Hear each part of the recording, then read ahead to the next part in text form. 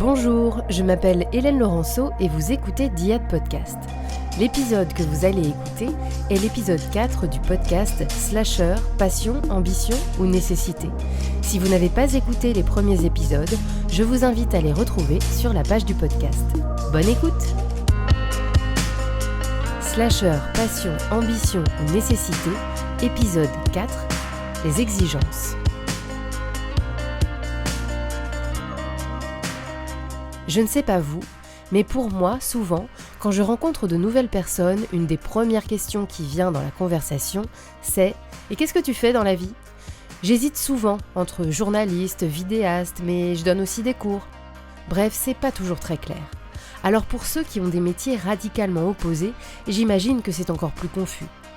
Eh bien, pas forcément, vous allez l'entendre. J'ai posé la même question à tout le monde.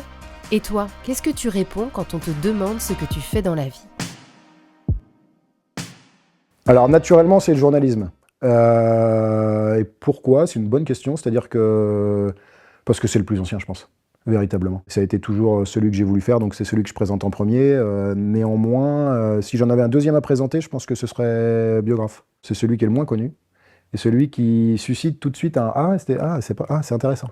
Alors qu'intervenant en sport business, alors c'est intéressant, je dis pas, mais bon, à la rigueur, t'as tout dit en un mot. Je l'ai pas fait au début. Je disais, je suis chauffeur poids lourd, voilà. Mais là, depuis un petit moment maintenant, quand on me demande, je dis bien, j'ai un métier basique qui me permet de me nourrir et de vivre. Et à côté de ça, j'ai aussi mon statut aux entrepreneurs. Je dis toujours que j'ai 2 métiers. Et les gens, ça les intrigue à chaque fois. Comment ça, des métiers ? Et à chaque fois, en plus, quand je dis secrétaire médical et artisan, c'est vraiment quand même un peu opposé. Souvent, la première question quand on fait de la magie, c'est « Mais vous avez un autre métier à côté hein ?»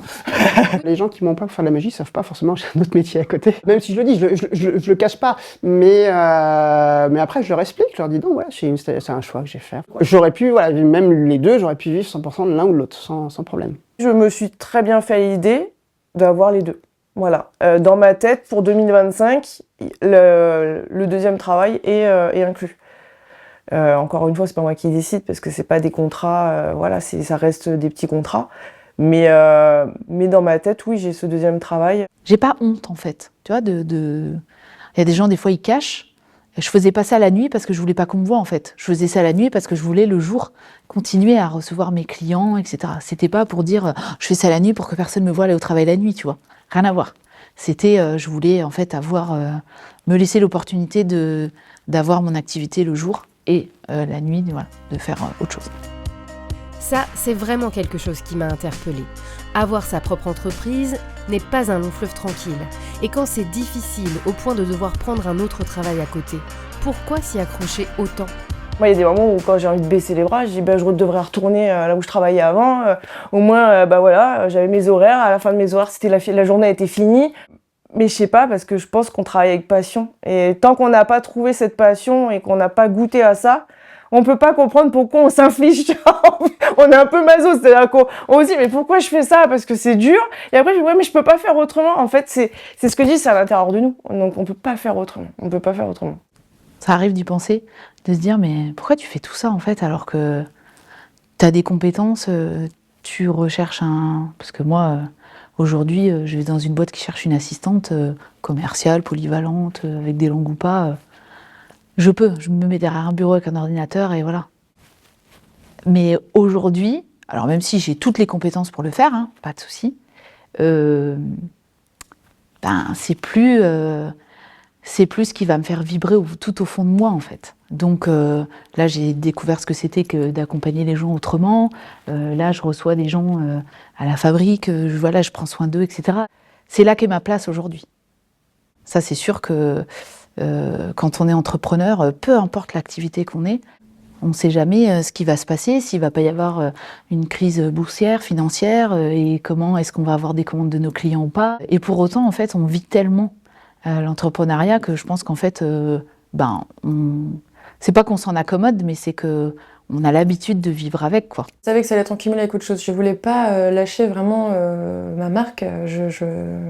Moi, j'y suis accrochée très fort. Non, je n'arrêterai pas tout de suite, c'est sûr. Même si j'en vis pas et que ça va mettre du temps, et ben tant pis. J'aime bien avoir plusieurs casquettes. Je peux pas rester à faire un travail avec une même tâche tous les jours, je peux pas. Donc en étant à son compte, forcément on a la casquette de la com, on a la casquette du relation client, de confection, je crée tout ce que je vends. Puis ça me tient à cœur. En fait, c'est comme si c'était mon bébé, comme je pense beaucoup d'entre nous qui ont une entreprise, voilà, c'est notre bébé. Et on a envie de le porter aussi loin qu'on peut. Là, je parle vraiment de Miel et Patine, mais moi, j'adore la finalité, en fait. J'adore livrer les meubles aux gens. En fait, ça m'apporte vachement de positif. Je trouve ça hyper engageant que les gens te remercient, qu'ils prennent des photos de leur ensemble, de leur nouvelle déco. C'est trop cool. Donc, ouais, ça apporte un truc très positif, on va dire. J'ai remarqué, des fois, après même une séance, je peux commencer, je peux être peut-être un petit peu fatigué, des choses comme ça.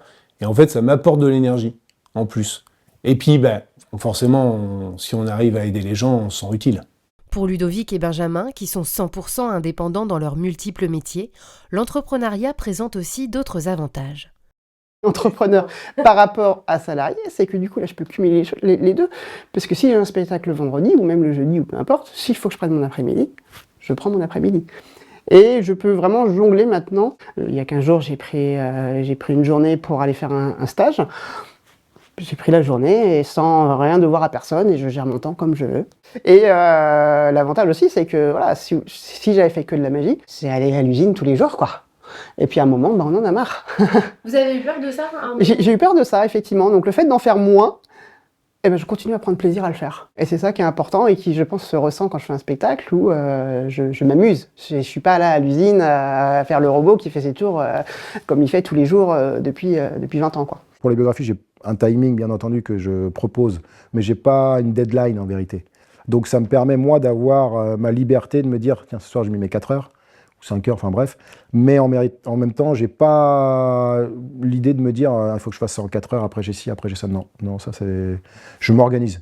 J'organise mon temps et ça me laisse la liberté aussi de m'organiser mon temps pour ma vie perso. Il y a des journées où je vais faire des journées off, il y a des journées qui vont être très remplies. Justement, c'est un peu ça aussi, c'est de se dire il y a des journées. C'est pour ça que c'est difficile de quantifier le nombre d'heures.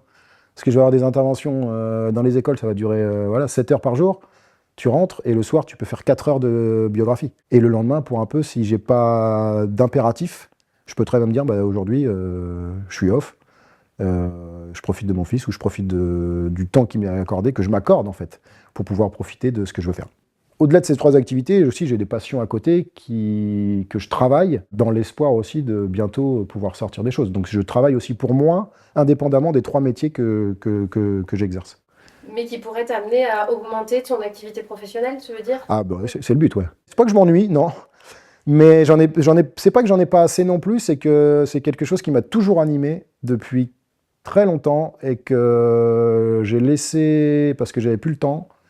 Après, j'ai eu un enfant, donc j'avais encore moins le temps. Et aujourd'hui, maintenant que mon enfant a grandi, je retrouve le temps pour moi de retravailler ces sujets qui sont pareils, c'est pas une biographie, c'est plutôt des scénarios historiques, mais qui demandent énormément de temps, pas sur 1 heure, pas sur 2 heures, mais qui demandent vraiment d'être concentré et d'écrire sur le long terme, et sur des plages horaires assez conséquentes. Mais à passer une grosse partie de son temps sur son travail, surtout au début, ça peut parfois ne plus avoir de limites. Là, typiquement, les cours, Bon, c'est pas très bien, mais j'avoue que même pendant les cours, je réfléchis, même des fois je découpe, je pense tellement à des choses et j'ai tellement envie que ça avance qu'en fait le cours je l'écoute, mais je suis plus sur l'impression d'une pause, parce que je suis à la maison en fait, donc le fait d'être à la maison c'est là où je confectionne, donc je pense qu'il y a l'énergie de la couture qui est là, donc j'ai envie d'avancer quoi. C'est vrai que même quand on dit qu'on a un jour de repos, on n'a vraiment pas, c'est vraiment pas un jour de repos. Les vacances, ça n'existe plus. Moi, ça fait 8 ans que je connais plus ça. Mais les patines prennent plus de temps parce que je travaille. Déjà, je réponds aux messages le soir, mes devis, les devis ça prend du temps et je priorise ça le soir plutôt plus que la journée. Les appels des gens, ça peut être le week-end, tout le temps. Et j'ai aussi la partie, j'aime beaucoup, je m'éclate sur Instagram à faire des vidéos, mais ça prend vachement de temps. Je me pose, je cherche des idées, je note tout dans mon carnet, je regarde sur Instagram les idées, tout ça. Et ça, c'est trop cool, mais ça me prend un temps de ouf. Franchement, mais je m'éclate, hein, mais... mais oui, forcément qu'être artisan, ça prend plus de temps que... Parce qu'encore, c'est défini, au travail, en fait, je suis salariée, donc moi, j'ai pas tous les côtés paperasse, comptabilité à la fin du mois, etc. Là, je fais tout de A à Z. Je suis souvent à vérifier mon téléphone, etc. Donc mon mari, des fois... Alors maintenant, j'arrive mieux à m'organiser et du coup à couper plus. Mais c'est vrai qu'à un moment donné, j'étais souvent à la maison, j'étais pas à la maison en fait. J'étais physiquement là, mais mon esprit n'était pas là. Et donc mon mari et mes enfants, évidemment, parce que j'ai des enfants qui ont 12 ans et 6 ans, donc qui ont besoin de leur maman. Donc parfois, oui, ils me rappellent à l'ordre. Dès que j'ai commencé mon auto-entreprise en 2021, j'ai acheté une puce et un autre téléphone. Et j'ai dit, j'ai 2 téléphones, mon personnel et mon professionnel. Comme ça, si je veux faire la coupure et faire la différence entre les deux, je peux. Donc quand je suis en vacances, j'ai tout le temps mes 2 téléphones, mais mon téléphone pro, il est en silence et il est dans mon sac à main. Et une fois par jour, je regarde s'il y a un message ou quoi, et je traite mes messages quand je le choisis. Mais là, ça va quand même beaucoup mieux. Mais c'est vrai qu'il y a une époque où j'arrivais pas à couper, en fait. Enfin, j'avais l'impression que j'avais pas le droit. Je ne me donnais pas le droit, en fait. Et pourtant, comme je te disais au début, tu choisis ta liberté, mais tu t'emprisonnes quand même quand tu es entrepreneur dans ton entreprise, quelque part, parce que tu y penses tout le temps. J'ai dû faire une pause, puisque mon mari a perdu son papa à la fin du mois de janvier, et que mon mari étant fils unique, en fait, on a ramené sa maman chez nous.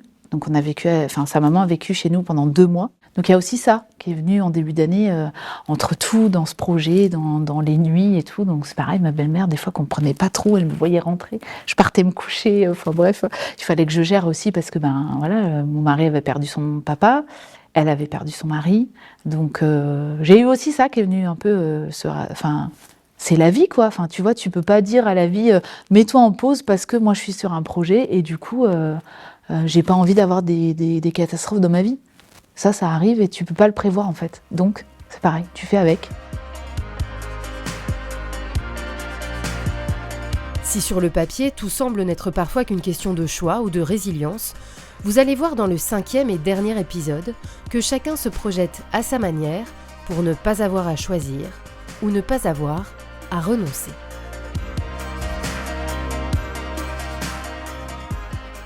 Diade est un podcast produit et réalisé par Hélène Laurenceau.